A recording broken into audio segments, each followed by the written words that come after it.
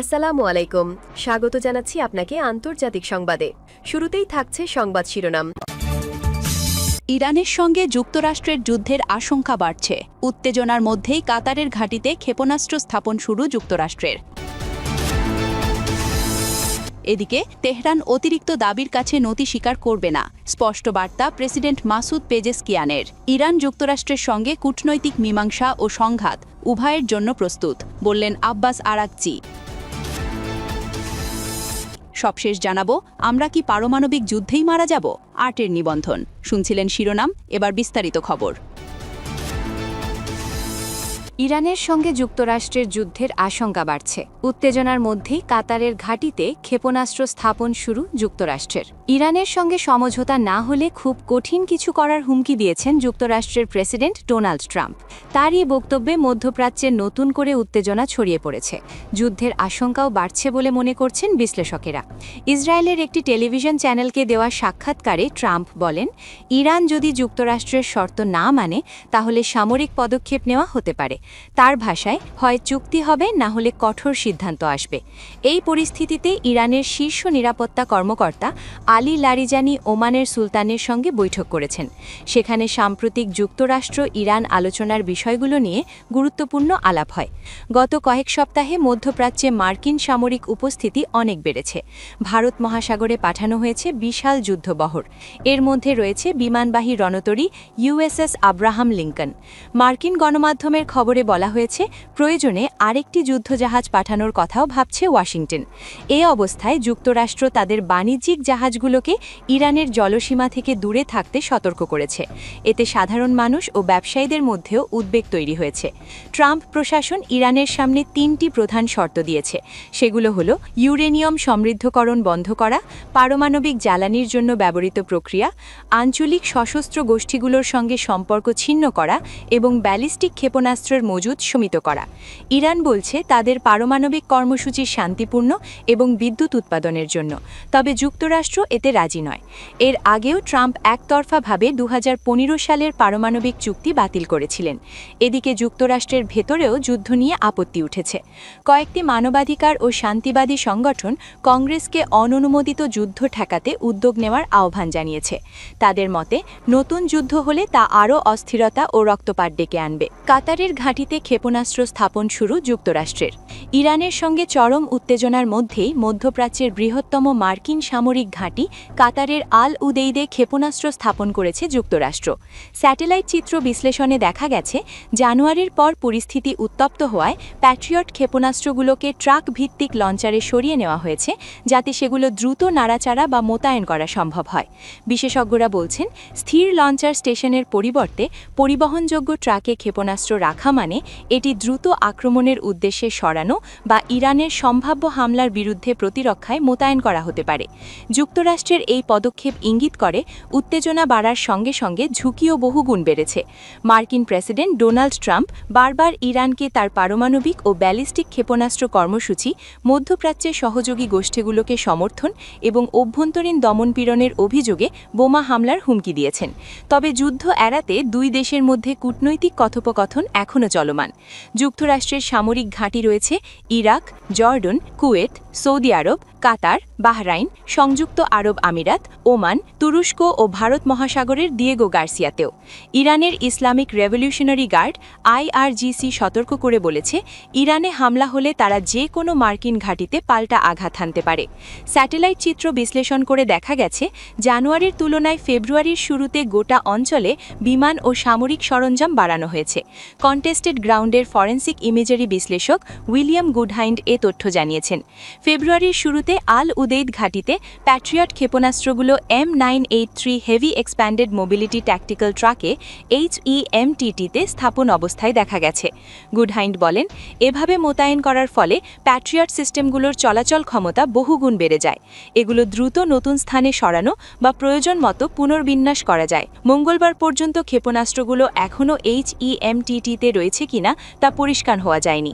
Pentagon এ বিষয়ে তাৎক্ষণিক কোনো মন্তব্য দেয়নি। সূত্র আল জাজিরা। ইরানের সঙ্গে চরম উত্তেজনার মধ্যেই মধ্যপ্রাচ্যের বৃহত্তম মার্কিন সামরিক ঘাঁটি কাতারের আল উদেইদে ক্ষেপণাস্ত্র স্থাপন করেছে যুক্তরাষ্ট্র। স্যাটেলাইট চিত্র বিশ্লেষণে দেখা গেছে, জানুয়ারির পর পরিস্থিতি উত্তপ্ত হওয়ায় প্যাট্রিয়ট ক্ষেপণাস্ত্রগুলোকে ট্রাক ভিত্তিক লঞ্চারে সরিয়ে নেওয়া হয়েছে, যাতে সেগুলো দ্রুত নাড়াচাড়া বা মোতায়েন করা সম্ভব হয়। বিশেষজ্ঞরা বলছেন, স্থির লঞ্চার স্টেশনের পরিবর্তে পরিবহনযোগ্য ট্রাকে ক্ষেপণাস্ত্র রাখা মানে এটি দ্রুত আক্রমণের উদ্দেশ্যে সরানো বা ইরানের সম্ভাব্য হামলার বিরুদ্ধে প্রতিরক্ষায় মোতায়েন করা হতে পারে। যুক্তরাষ্ট্রের এই পদক্ষেপ ইঙ্গিত করে উত্তেজনা বাড়ার সঙ্গে সঙ্গে ঝুঁকিও বহুগুণ বেড়েছে। মার্কিন প্রেসিডেন্ট ডোনাল্ড ট্রাম্প বারবার ইরানকে তার পারমাণবিক ও ব্যালিস্টিক ক্ষেপণাস্ত্র কর্মসূচি, মধ্যপ্রাচ্যের সহযোগী গোষ্ঠীগুলোকে সমর্থন এবং অভ্যন্তরীণ দমনপীড়নের অভিযোগে বোমা হামলার হুমকি দিয়েছেন। তবে যুদ্ধ এড়াতে দুই দেশের মধ্যে কূটনৈতিক কথোপকথন এখনও চলমান। যুক্তরাষ্ট্রের সামরিক ঘাঁটি রয়েছে ইরাক, জর্ডন, কুয়েত, সৌদি আরব, কাতার, বাহরাইন, সংযুক্ত আরব আমিরাত, ওমান, তুরস্ক ও ভারত মহাসাগরের দিয়েগো গার্সিয়াতেও। ইরানের ইসলামিক রেভলিউশনারি গার্ড IRGC সতর্ক করে বলেছে, ইরানে হামলা হলে তারা যে কোনো মার্কিন ঘাঁটিতে পাল্টা আঘাত হানতে পারে। স্যাটেলাইট চিত্র বিশ্লেষণ করে দেখা গেছে, জানুয়ারির তুলনায় ফেব্রুয়ারির শুরুতে গোটা অঞ্চলে বিমান ও সামরিক সরঞ্জাম বাড়ানো হয়েছে। কন্টেস্টেড গ্রাউন্ডের ফরেন্সিক ইমেজারি বিশ্লেষক উইলিয়াম গুডহাইন্ড এ তথ্য জানিয়েছেন। ফেব্রুয়ারির শুরুতে আল উদেইদ ঘাঁটিতে প্যাট্রিয়ট ক্ষেপণাস্ত্রগুলো M983 heavy expanded mobility practical ট্রাকে HEMTT-তে স্থাপন অবস্থায় দেখা গেছে। গুডহাইন্ড বলেন, এভাবে মোতায়েন করার ফলে প্যাট্রিয়ট সিস্টেমগুলোর চলাচল ক্ষমতা বহুগুণ বেড়ে যায়। এগুলো দ্রুত নতুন স্থানে সরানো বা প্রয়োজন মতো পুনর্বিন্যাস করা যায়। মঙ্গলবার পর্যন্ত ক্ষেপণাস্ত্রগুলো এখনও HEMTT-তে রয়েছে কিনা তা পরিষ্কার হওয়া যায়নি। পেন্টাগন এ বিষয়ে তাৎক্ষণিক কোনো মন্তব্য দেয়নি। সূত্র আল জাজিরা। তেহরান অতিরিক্ত দাবির কাছে নতি স্বীকার করবে না, স্পষ্ট বার্তা ইরানের। ওয়াশিংটনের সঙ্গে পুনরায় আলোচনার মধ্যেই পারমাণবিক কর্মসূচি স্থানান্তরের কর্মসূচি নিয়ে অতিরিক্ত দাবির কাছে নতি স্বীকার করবে না বলে জানিয়েছে ইরানের প্রেসিডেন্ট মাসুদ পেজেশকিয়ান। বুধবার 11 ফেব্রুয়ারি রাজধানীর আজাদি স্কোয়ারে 1979 সালের ইসলামী বিপ্লবের 47তম বার্ষিকী উদযাপনে এক অনুষ্ঠানে তিনি এসব কথা বলেন। সম্প্রতি সরকার বিরোধী আন্দোলনের জেরে উত্তেজনার মুখে ওমানে যুক্তরাষ্ট্রের সঙ্গে আলোচনায় বসে ইরান। আলোচনার পরও ওয়াশিংটনের সঙ্গে পারমাণবিক কর্মসূচি নিয়ে উত্তেজনা চলছে। মাসুদ পেজেশকিয়ান বলেন, আঞ্চলিক স্থিতিশীলতা এবং প্রতিবেশী দেশগুলির সঙ্গে সম্পর্ক রক্ষায় তেহরান সর্বশক্তি দিয়ে আলোচনা চালিয়ে যাচ্ছি। আগ্রাসনের মুখে ইরান কোনো বিদেশি শক্তির কাছে নতি স্বীকার করবে না। পেজেশকিয়ান আরও বলেছেন, তেহরান পারমাণবিক কর্মসূচির যে কোনো যাচাই করার জন্য প্রস্তুত এবং জোর দিয়ে বলেছেন, ইসলামী প্রজাতন্ত্র পারমাণবিক অস্ত্র অর্জন করতে চাইছে না। বলেন, আমরা পারমাণবিক অস্ত্র অর্জন করতে চাইছি না। 1979 সালের ইসলামী বিপ্লবের 47তম বার্ষিকী উদযাপনে ইরানের শহর, নগর ও গ্রাম জুড়ে রাস্তায় নেমেছে লাখ লাখ মানুষ। স্থানীয় সময় সকাল 9:30টার দিকে আনুষ্ঠানিকভাবে শুরু হওয়া এই অনুষ্ঠানে অংশগ্রহণকারীরা জাতীয় পতাকা বহন করে সরকারের প্রতি সমর্থন জানাচ্ছেন এবং বিদেশি ষড়যন্ত্রের বিরুদ্ধে ঐক্যের বার্তা দিচ্ছেন। আজ 10 দিনের ভোর উদযাপনের শেষ দিন, যা ইতিহাসে ইসলামী বিপ্লবের সাফল্য এবং শাসনের পতনের প্রতীক হিসেবে পরিচিত। ইরান যুক্তরাষ্ট্রের সঙ্গে কূটনৈতিক মীমাংসা ও সংঘাত উভয়ের জন্য প্রস্তুত জানালেন আরাকচি। ইরান মার্কিন যুক্তরাষ্ট্রের সাথে একটি কূটনৈতিক মীমাংসার জন্য সম্পূর্ণ প্রতিশ্রুতিবদ্ধ এবং একই সঙ্গে নতুন করে সংঘাতের আশঙ্কার জন্য প্রস্তুত বলে জানিয়েছেন দেশটির পররাষ্ট্রমন্ত্রী Abbas Araghchi. Russia today RT দেওয়া এক সাক্ষাৎকারে আব্বাস আরাকচি একথা বলেন। বুধবার 11 ফেব্রুয়ারি RT এক প্রতিবেদনে এই সাক্ষাৎকার প্রকাশ করে। যুক্তি দেখিয়ে আরাকচি বলেন, কূটনৈতিক সমাধান ছাড়া কোনো সমাধান হবে না। বলেন, প্রযুক্তি এবং অগ্রগতি বোমা হামলা এবং সামরিক হুমকির মাধ্যমে ধ্বংস করা যাবে না, যা ওয়াশিংটনের প্রতি তেহরানের অবিশ্বাসকে বাড়িয়ে দিয়েছে। আমাদের এখনও যুক্তরাষ্ট্রের ওপর পূর্ণ আস্থা নেই। আরাকচি জোর দিয়েছিলেন যে ইরানের ইউরেনিয়াম সমৃদ্ধকরণ কর্মসূচি শান্তিপূর্ণ এবং দেশটির সার্বভৌম অধিকার। যোগ করেছেন, ইরান গ্যারান্টি দিতে প্রস্তুত যে তারা পারমাণবিক অস্ত্র বানাবে না। যদি উভয় পক্ষের মধ্যে সদিচ্ছা থাকে, এই ধরনের আশ্বাসকে সম্ভব এবং অর্জনযোগ্য বলেও দাবি পররাষ্ট্রমন্ত্রীর। আরাকচি ইরানের ব্যালিস্টিক ক্ষেপণাস্ত্র কর্মসূচি বা তার আঞ্চলিক জোটের বিষয়ে আলোচনার কথা নাকচ করে দিয়েছেন। তিনি বলেন, এই বিষয়গুলো পারমাণবিক ফাইলের সঙ্গে সম্পর্কিত নয়। আমরা শুধুমাত্র মার্কিন যুক্তরাষ্ট্রের সঙ্গে আমাদের পারমাণবিক কর্মসূচি নিয়ে আলোচনা করি। তিনি অন্যান্য দাবিগুলোকে একেবারে টেবিলের বাইরে বলে জানান। মার্কিন পদক্ষেপ মোকাবেলার জন্য প্রস্তুত জানিয়ে আরাকচি স্পষ্ট করে বলেন, আমরা একটি কূটনৈতিক সমাধানের জন্য প্রস্তুত রয়েছি। একই সঙ্গে আমরা যে কোনো নতুন আগ্রাসনের বিরুদ্ধে নিজেদের রক্ষা করার জন্য প্রস্তুত। তিনি বলেন, গত বছরের ইসরায়েল মার্কিন বোমা হামলার পর থেকে ইরানের সামরিক প্রস্তুতি পরিমাণ ও গুণগত উভয় দিক দিয়ে উন্নত হয়েছে।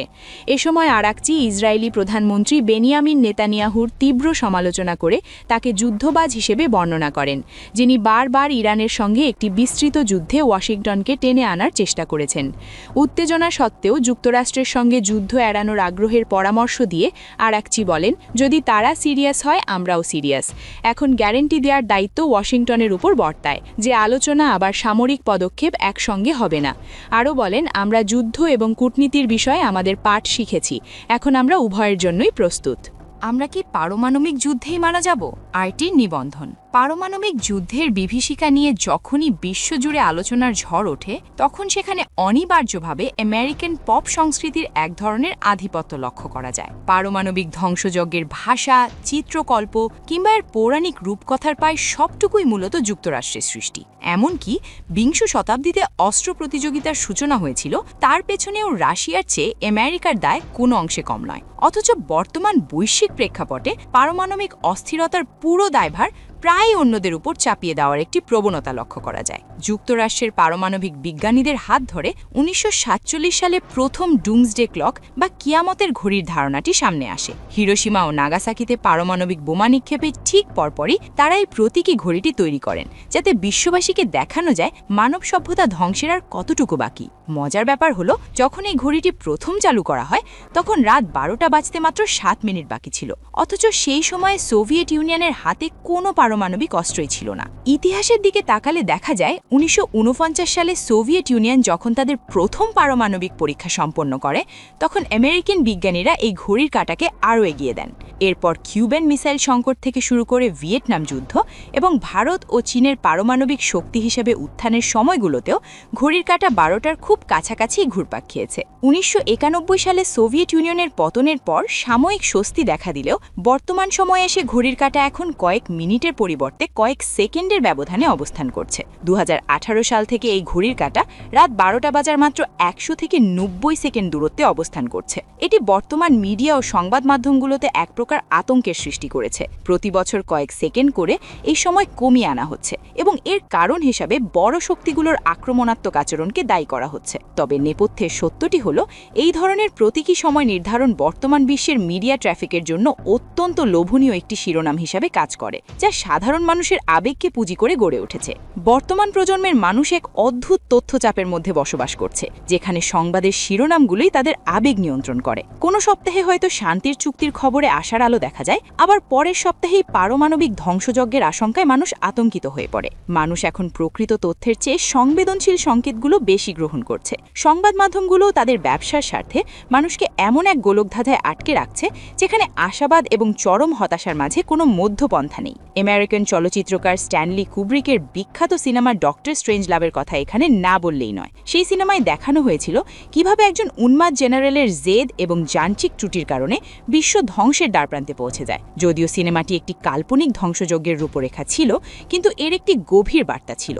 পৃথিবী ধ্বংসের মতো বড় ঘটনাগুলো অনেক সময় সাধারণ মানুষের নিয়ন্ত্রণের বাইরে কিছু মানুষের খামখেয়ালি বা ভুল সিদ্ধান্তের ফল হতে পারে, যা নিয়ে সাধারণের দুশ্চিন্তা করার আসলে তেমন কিছুই নেই। ডুমসডে ক্লকের কাঁটা নাড়াচাড়া করা একদল বিশেষজ্ঞ প্রতি বছর প্রচারের আলোয় আসতে চান এবং বিশ্বকে মনে করিয়ে দিতে চান যে আমরা ধ্বংসের কত কাছে। অথচ এই আতঙ্কের পেছনে অধিকাংশ সময়ই কোনো জোরালো ভিত্তি থাকে না। মানুষের মনোযোগ কেড়ে নেওয়াই এখন অনেক মিডিয়া হাউসের প্রধান লক্ষ্য হয়ে দাঁড়িয়েছে। তাই অপ্রয়োজনীয় শব্দ তৈরি করে তারা আমাদের আমাদের স্বাভাবিক জীবনকে অস্থির করে তুলছে। একসময় রাষ্ট্রবিজ্ঞানী ফ্রান্সিস ফুকুয়ামা ইতিহাসের সমাপ্তির কথা বলেছিলেন, যা পরবর্তী সময়ে ভ্রান্ত প্রমাণিত হয়েছে। ইতিহাস থেমে থাকেনি, বরং সংঘাত, উত্তেজনা এবং রাজনৈতিক অস্থিরতার মধ্য দিয়ে নতুন চক্রে আবর্তিত হচ্ছে। ডোনাল্ড ট্রাম্পের মতো ব্যক্তিত্ব বা চলমান ভূ-রাজনৈতিক সংঘাতগুলো বাস্তবতা ঠিকই, কিন্তু ইতিহাস কোনো এক চূড়ান্ত অতল গহ্বরের দিকে দ্রুত ধাবিত হচ্ছে এমন ভাবার কোনো কারণ নেই। বাস্তবতা হলো পৃথিবী ধ্বংস হওয়ার মতো কোনো অনিবার্য পরিস্থিতি এখনও তৈরি হয়নি এবং আমাদের ভয় পাওয়ার আসলে কিছুই নেই।